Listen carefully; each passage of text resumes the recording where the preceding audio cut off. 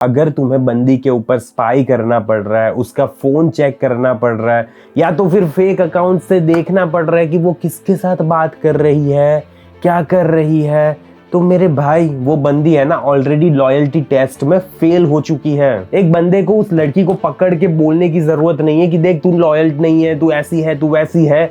उसे बस ऑब्जर्व करना होता है एंड उसे पता चल जाएगा कि ये बंदी मेरी लाइफ में लाने लायक है या तो फिर नहीं है। Loyalty is seen not investigated. बंदों को यही लगता है कि लॉयल्टी को है ना चेक करना पड़ता है कि ये बंदी लॉयल है या तो फिर नहीं, लेकिन नहीं मेरे भाई, ये सच्चाई नहीं है। तुम्हें बस ऑब्जर्व करना पड़ता है, नोटिस करना होता है कि ये बंदी तुम्हारे लिए लॉयल है या तो फिर नहीं है। बस नोटिस करना सीखना है तुम्हें। एक लॉयल बंदी होती है ना, वो कभी भी तुम्हें एंशियस फील नहीं करवाती, वो कभी भी तुम्हें दूसरे के साथ कंपीट नहीं करवाती, ना ही वो तुम्हारे जीवन में कंफ्यूजन लाती है मेरे भाई। अगर तुम्हें कॉन्स्टेंटली ऐसा फील हो रहा है कि तुम ओवर थिंकिंग कर रहे हो, तुम बहुत ज्यादा इनसिक्योर हो, या तो फिर कंफ्यूजन तुम्हारी लाइफ में से जा ही नहीं रहा, तो मेरे भाई ये सारा है ना डेटा है कि ये बंदी तुम्हारी सेहत के लिए हानिकारक है। तो उस डेटा को समझो एंड उस लड़की को अपनी लाइफ में से बाहर निकालना सीखो। Reduce your availability, the masculine test. अब रियल टेस्ट की बात करते हैं। सबसे पहले ओवर इनिशिएट करना बंद कर दो मेरे भाई। कॉल्स कम करो, उसे टेक्स्ट कम करो एंड अपने आप को बहुत ज्यादा एक्सप्लेन मत करो।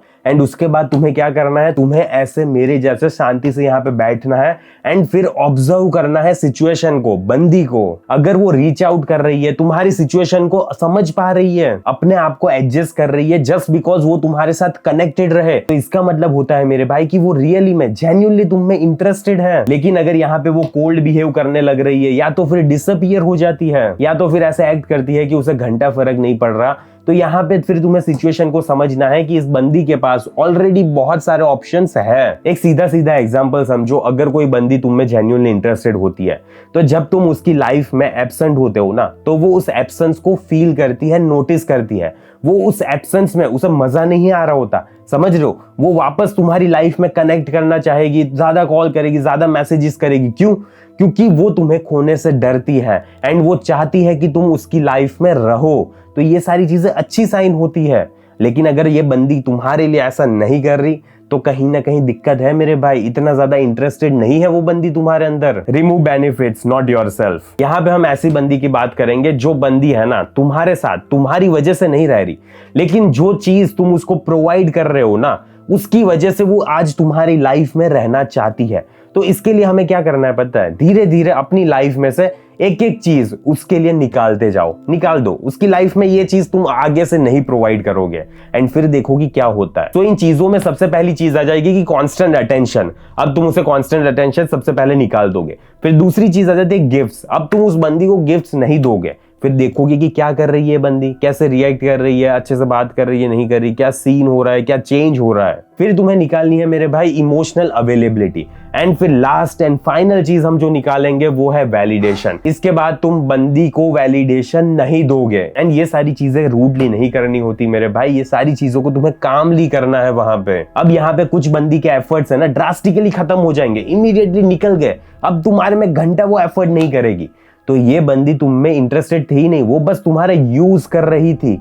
एंड ऐसी लड़की को है ना तुम ऐसे ही फिल्टर आउट कर सकते हो। तुम्हें पता चल जाएगा कि ये बंदी तुम्हारे लाइफ में लाने लायक है या तो फिर नहीं। अगर वो जस्ट एक चीज निकालने की वजह से तुम्हारी लाइफ में आज एफर्ट्स नहीं डाल रही, तो दिक्कत है ना मेरे भाई। कल को यही सेम सारी चीजें रिपीट होती जाएगी। क्योंकि तुम्हें यहाँ पे समझना होगा कि लॉयल्टी कभी भी कन्वीनियंस के बेसिस पे नहीं चलती। अगर वो इनकन्वीनियंट भी होता है ना, तो भी वो बंदी तुम्हारे साथ रहना चाहती है। क्यों? क्योंकि वो तुम्हें पसंद करती है। लेकिन अगर वो थोड़ी सी इनकन्वीनियंसी में तुम्हारी लाइफ में से जाना चाहती है, तो फिर वो बंदी तुम्हारे लिए लॉयल नहीं रहने वाली। वीडियो को कंटिन्यू करने से पहले एक बात सुन लो मेरी। अगर तुम्हारी लाइफ में ऐसी बंदी है जो तुम में इंटरेस्टेड है, लेकिन फिर भी जब तुम्हारी लाइफ में आने की बात आती है, जब कमिटमेंट की बारी आती है, जब रिलेशनशिप में आने की बात होती है, तब वो बोलती है नहीं यार मैं इतना इंटरेस्टेड तो हूँ नहीं, मुझे वो वाइब नहीं आ रही, मुझे वो फीलिंग्स नहीं आ रही, एंड मुझे नहीं आना तुम्हारी लाइफ में, तो इसमें तुमने पहले कुछ गलती की थी जिसकी वजह से आज वो तुम्हारी लाइफ में आना नहीं चाहती।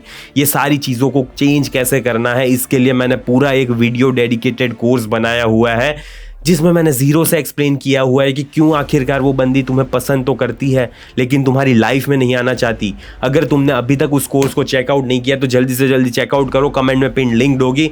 बाकी ठीक है, इस वीडियो को कंटिन्यू करते हैं। वर्ड्स वर्सेस एक्शंस नेवर लाई। यहाँ पे बंदे है ना इसीलिए भी फंस जाते हैं क्योंकि वो लड़की की चिकनी चुकनी बातों में आ जाता है। बंदी प्रोमिस कर रही है, उसे लगता है कि वो प्रोमिस बंदी निभाएगी।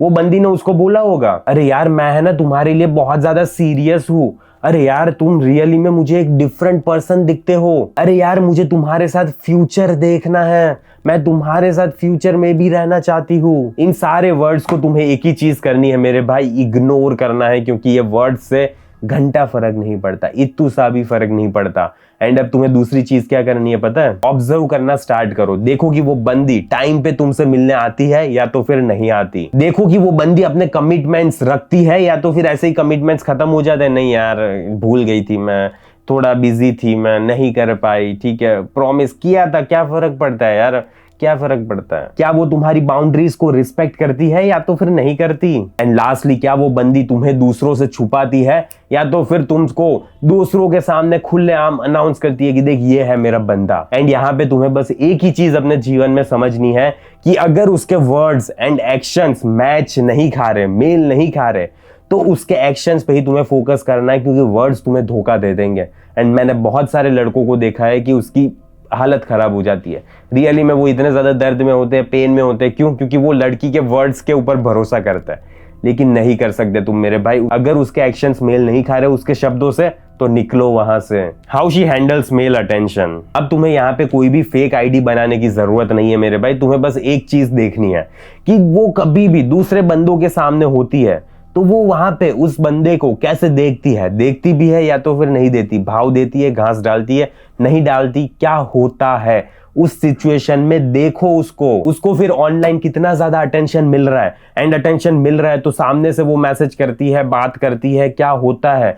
क्या उसका एक्स उसकी लाइफ में सडनली अपीयर हो जाता है, सडनली एक दिन एक कॉफी पे चले जाते हैं शाम को, ठीक है टहलने गए थे, घूमने गए थे, बस होटल में ही तो गए थे, ऐसा कुछ हो रहा है या तो फिर नहीं हो रहा? क्योंकि यहाँ पे अगर एक लॉयल बंदी होती है ना तो वो कैजुअली अनाउंस कर देगी कि अरे यार मेरा बॉयफ्रेंड है या तो फिर मेरा है कुछ, एंड तुम चले जाओ यहाँ से। ऐसे वो थोड़ा कैजुअली उसको बता के उसको रवाना करने की कोशिश करती है, उसकी बाउंड्रीज को मेंटेन करके रखती है, एंड किसी को भी ऐसे ही फालतू का अटेंशन नहीं देती फिरती वो। लेकिन जो एक डिसलॉयल बंदी होती है ना, वो मैसेजेस को हाइड करके रखती है, सारी सिचुएशन को डाउन प्ले करने की कोशिश करेगी। अरे नहीं ऐसा कुछ नहीं होता, हम तो नॉर्मली बात कर रहे थे, हम तो नॉर्मली कॉफी पी रहे थे, ऐसा कुछ नहीं था यार, हम तो नॉर्मली होटल में गए थे, अरे ओयो में ही तो गए थे, क्या फर्क पड़ता है, बस बात कर रहे थे हम, ऐसा कुछ नहीं था, ठीक है ऐसा कुछ ज्यादा मत समझो, कुछ नहीं था वहां पे। एंड बार बार वो बंदी तुम्हें इनसिक्योर बंदे का लेबल लगाएगी कि तू इनसिक्योर है, तू साला ऐसा है, तू वैसा है, एंड तुझे ही ऐसा सारा चीजें फील हो रही है, बाकी ऐसा कुछ भी नहीं है यहाँ पे। तो ये इनसिक्योरिटी नहीं होती मेरे भाई, ये तुम्हारी इंट्यूशन होता है कि यहाँ पे कुछ ना कुछ तो गड़बड़ है। एंड अगर तुम्हें ऐसा फील हो रहा है कि कुछ ना कुछ गड़बड़ है तो ऑलरेडी कुछ ना कुछ गड़बड़ है, तो निकलो वहां से मेरे भाई। The ultimate test, your self respect. अब ये फाइनल टेस्ट होने वाला है मेरे भाई, यहाँ पे तुम्हें क्लियर बाउंड्री एस्टेब्लिश करनी है। ना ही तुम्हें ये बाउंड्री एग्रेसिवली एस्टेब्लिश करनी है, ना ही इमोशनली, कामली एस्टेब्लिश करना सीखो मेरे भाई। सिंपली तुम्हें ऐसा कुछ बोलना है, देखो यार ये मेरे लिए वर्क नहीं करेगा, पता नहीं क्यों पर ये मैं एक्सेप्ट नहीं कर सकता, एंड अगर तुम्हें ये करना है तो मुझे नहीं लगता कि ये रिलेशनशिप आगे बढ़ पाएगी, तो फिर हम इसे यहीं पे खत्म करते हैं। समझ रहे हो? ऐसा कुछ तुम्हें बोलना होता है वहां पे।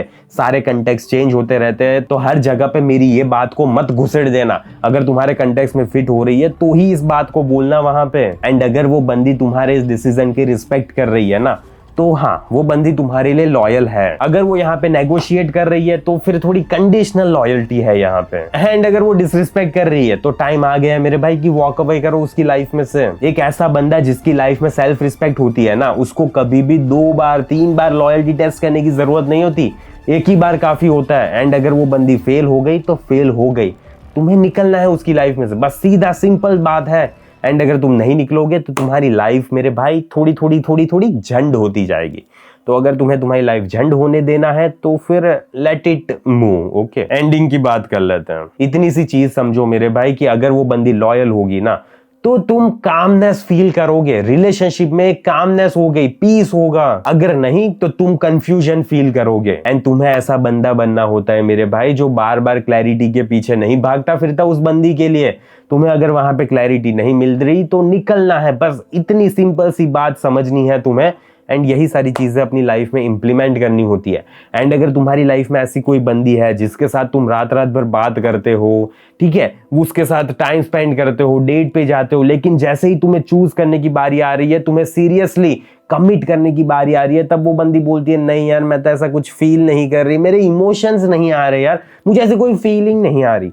तो फिर मेरे भाई तुमने स्टार्टिंग में कुछ वीकनेस शो की थी एंड इसी की वजह से आज ये सिचुएशन आ गई है कि वो बंदी आज तुम्हें सीरियसली नहीं ले रही एंड आज वो तुम्हारी लाइफ में नहीं आना चाहती। तो अगर तुम्हें ये सारी चीजों को चेंज करना है तो इसके लिए मैंने पूरा एक डेडिकेटेड वीडियो कोर्स बनाया हुआ है जिसका नाम है she likes you but won't choose you. तो अब इसमें पावर को शिफ्ट कैसे करना है सारी चीजें मैंने डिटेल में एक्सप्लेन की हुई है। क्या वो बंदी तुम्हारी लाइफ में आ भी सकती है या तो फिर नहीं आ सकती, एंड आ सकती है तो कैसे आएगी, सारी चीजें मैंने डिटेल में एक्सप्लेन की हुई है। तो अगर तुमने अभी तक उस कोर्स को चेकआउट नहीं किया तो कमेंट में पिन लिंक चेक करना एंड जल्दी से जल्दी उस बंदी को अपनी लाइफ में लाओ मेरे भाई। एंड तुम्हें अगर फीमेल नेचर को समझना है तो इसके ऊपर भी मैंने कोर्स बनाया हुआ है जिसके लिए तुम्हें कुछ नहीं करना, बस मेरे YouTube चैनल को ज्वाइन करना है। तो दोनों में से कुछ भी कर सकते हो, तुम्हें जो मजा आए वो, ठीक है, ज्वाइन कर लेना, तुम्हें ज्यादा फायदा ही होगा, ज्यादा अच्छे से डिटेल में समझाऊंगा मैं एंड बहुत ज्यादा बोर्ड में एक्सप्लेन करके लिखूंगा, ठीक है, सारी चीजें होगी।